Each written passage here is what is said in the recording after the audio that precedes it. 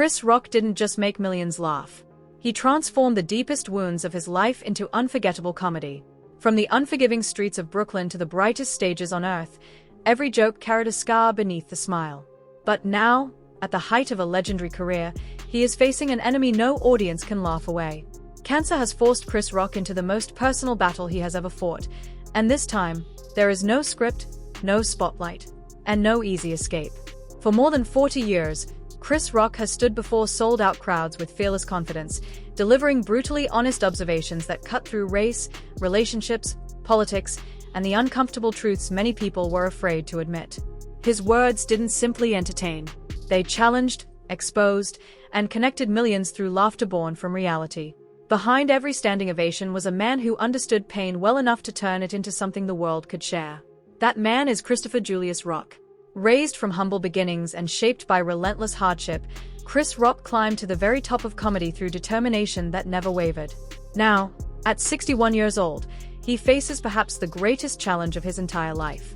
In February 2026, Rock revealed that he had quietly been battling colon cancer, ending months of private struggle with a calm honesty that caught fans completely off guard. The revelation stunned audiences who had already watched him survive public humiliation at the Oscars, a painful divorce, learning disabilities, emotional struggles, the devastating loss of his father, and frightening moments involving his mother's health.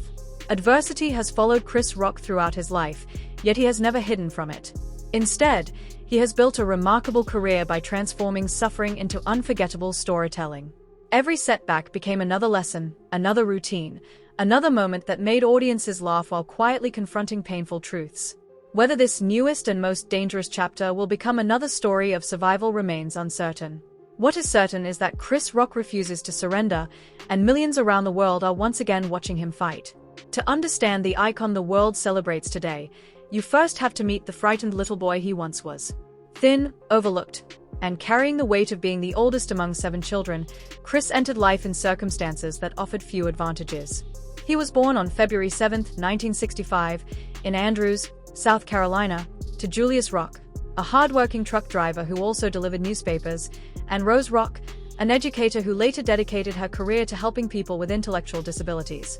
His grandfather had served as a preacher, filling family life with powerful words, compelling stories, and the art of commanding attention long before Chris ever stepped onto a stage. While Chris was still very young, the family packed everything they owned and moved north, eventually settling in Brooklyn's Bedford-Stuyvesant neighborhood. The community was vibrant yet challenging, filled with hardworking families, crowded streets, neighborhood celebrations, and constant struggles that tested everyone who lived there. Every sight, every conversation, and every hardship quietly shaped the young boy who would one day transform those experiences into comedy recognized around the world. Yet the experience that left the deepest mark on Chris Rock wasn't simply growing up in Bedford-Stuyvesant. It was leaving it behind every single morning. His parents enrolled him in schools located in mostly white neighborhoods through the racial integration busing programs of that era, believing education offered the only path toward a better future. Instead, young Chris found himself isolated in classrooms where acceptance was rare, kindness was scarce, and every school day became another battle he was forced to survive. My parents believed a better neighborhood would give me a better education. Instead, it gave me something far darker. Worse classrooms, constant fear, and more beatings than any child should ever endure. That is how Chris Rock has described the years that changed him forever. Beginning in 2nd grade, the harassment became relentless. For much of elementary school, he was the only black student in his grade. Every day brought racial insults, physical attacks, and humiliation so painful that even decades later he has chosen not to reveal every detail publicly. Looking back during an interview with Howard Stern, Rock called those years a nightmare, comparing his childhood suffering to a prison sentence wrapped in dark humor. The school his parents believed would create opportunities instead became a place where he felt completely isolated. Yet one of the most extraordinary parts of Chris Rock's story is that he refused to let those experiences define him as a victim. Speaking with James Lipton on Inside the Actor's Studio, he admitted that the bullying became the single most important force in shaping the person he would become. In an astonishing twist, he even acknowledged that the pain had unknowingly prepared him for the career that awaited him. The cruelty sharpened his instincts. It forced him to think faster than everyone around him, read people's emotions within seconds, and find clever ways to escape impossible situations. Before pain could crush him, he learned to reshape it into stories. Chris once explained that bullying alone can destroy someone, but he had something many victims never receive. Every time he returned home, he found unconditional love waiting for him. That balance between relentless hardship outside and unwavering support inside created the foundation of the resilience the world would later admire. At the center of that safe place stood his father, Julius Rock. Chris has always spoken about him with enormous respect. Julius worked exhausting hours, driving trucks through long nights before delivering newspapers at sunrise, rarely complaining despite carrying responsibilities that would overwhelm most people. Without giving speeches or life lessons, he taught his son what quiet strength looked like. Watching his father's determination left an impression that stayed with Chris long after childhood ended. Eventually, the abuse became unbearable. Before finishing the 10th grade at James Madison High School, Chris made the difficult decision to leave school altogether. His plan seemed simple. He would earn a commercial driver's license, follow in his father's footsteps, haul freight across the country, and build an honest working-class life just like the man he admired most. At that moment, comedy wasn't even part of the picture. Life, however, had very different plans. Instead of driving trucks, Chris drifted through New York's restaurant industry, waiting tables, washing dishes, and taking whatever low-paying jobs he could find just to survive. He possessed remarkable intelligence and natural talent, yet lacked the education and opportunities that might have opened doors. What he did have was an extraordinary ability to make people laugh. Humor had become his shield, carefully built over years of surviving rejection, fear, and loneliness. It protected him long before he realized it could also become his future. Everything changed in 1984 when the 19-year-old stepped onto the stage at Catch a Rising Star in Manhattan. His performances were rough around the edges, but audiences immediately sensed something authentic. His perspective wasn't manufactured. It had been earned through every painful chapter of his childhood. Night after night, he refined that voice, unaware that someone incredibly important was about to discover him. One evening, among the crowd, sat Eddie Murphy. Already one of the biggest stars in Hollywood, Murphy instantly recognized the rare talent standing before him. Rather than simply offering praise, he took Chris under his wing, became a mentor, and opened doors that had previously seemed impossible to reach. Murphy cast him in Beverly Hills Cop 2 in 1987, giving the young comedian his first taste of Hollywood and quietly signaling that a remarkable new voice had arrived. The momentum continued in 1990 when Chris joined the cast of Saturday Night Live, the legendary comedy institution that had launched Murphy years earlier. Although Rock later admitted he often struggled to find meaningful opportunities on the show, the experience became invaluable. Performing live every week demanded precision, confidence, and relentless discipline. Those years refined his timing, strengthened his writing, and prepared him for the extraordinary success that followed. Over the years, he would collect 4 Emmy Awards, 3 Grammy Awards for Best Comedy Album, host the Academy Awards twice, and earn recognition as one of the greatest stand-up comedians ever to hold a microphone. Still, success did not arrive in a straight line. After leaving Saturday Night Live in 1993, Chris joined In Living Color, but the opportunity failed to reignite his momentum. Suddenly, he found himself performing to crowds that applauded the opening act more enthusiastically than the headliner.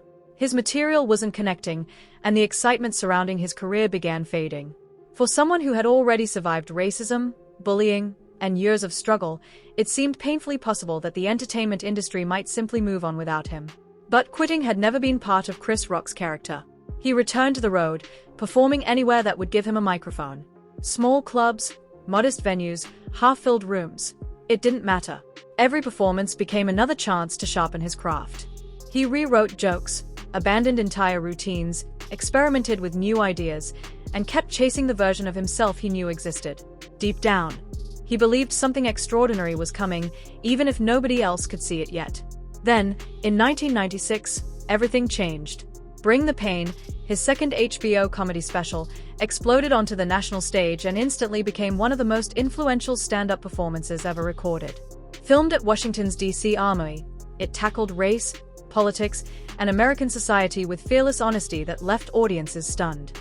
The special earned 2 Emmy Awards, received overwhelming critical praise, and transformed Chris Rock from an underrated comedian into the defining comic voice of his generation. After 12 relentless years of grinding through rejection and uncertainty, the 31-year-old who had once been overlooked by almost everyone suddenly became the funniest man in America. The success of Bring the Pain wasn't the peak of Chris Rock's career. It was only the beginning.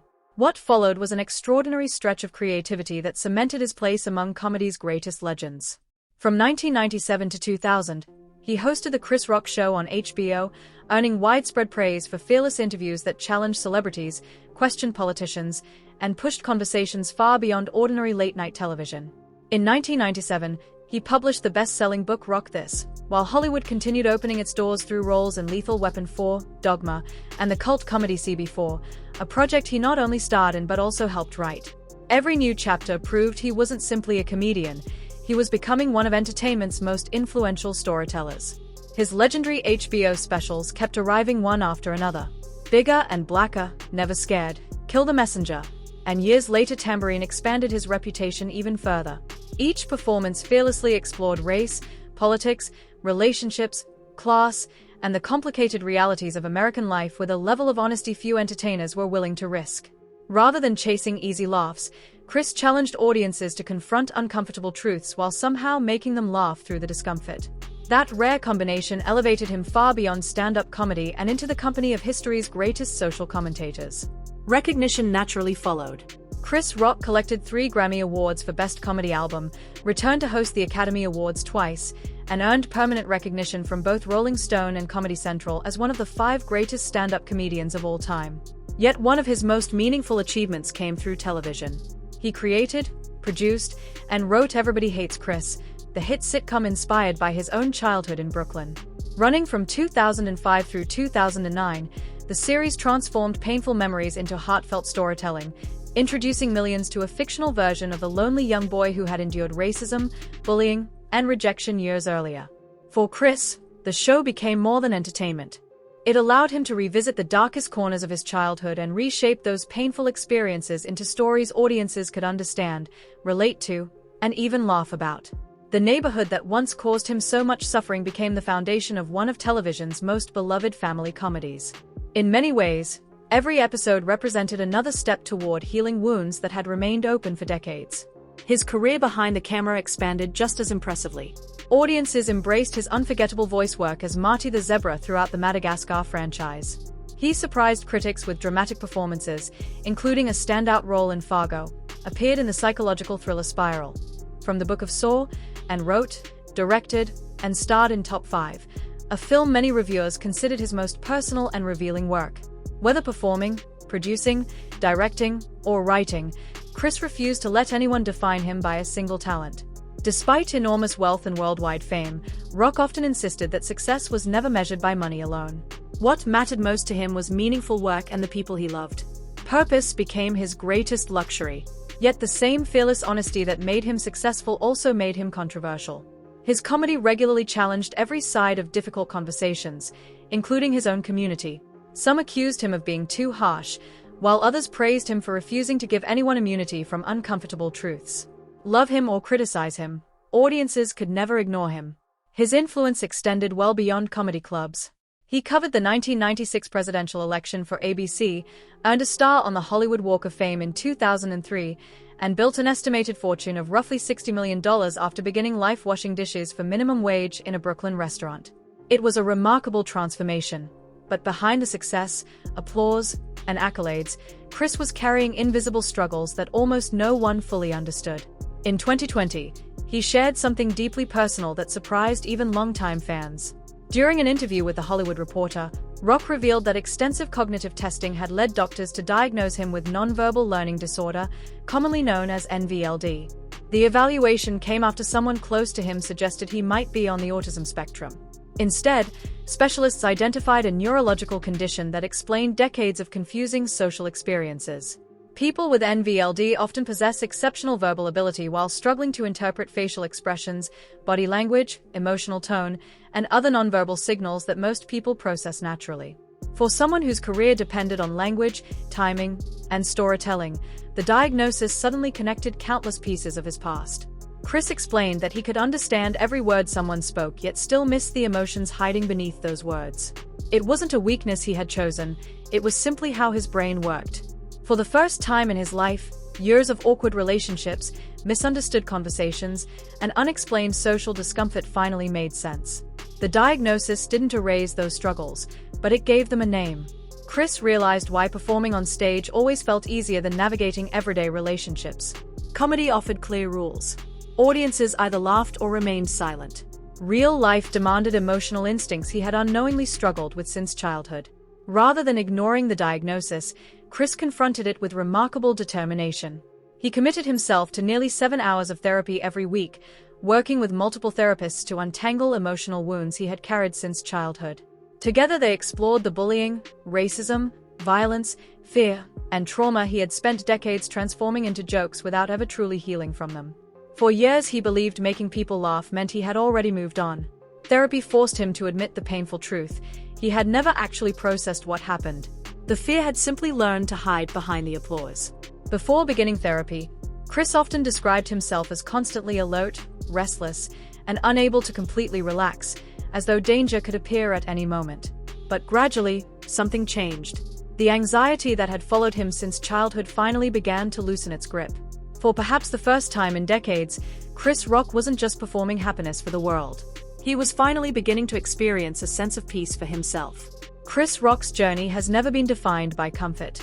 It has been shaped by resilience, honesty, and the ability to turn life's hardest moments into stories that made millions laugh, think, and reflect. From childhood adversity to global success, he has continued to prove that perseverance can leave a lasting impact. Whatever chapter comes next, his influence on comedy and storytelling is already undeniable. If you enjoyed learning about Chris Rock's remarkable life and career, don't forget to like this video, subscribe to the channel, and turn on notifications for more powerful celebrity stories every day.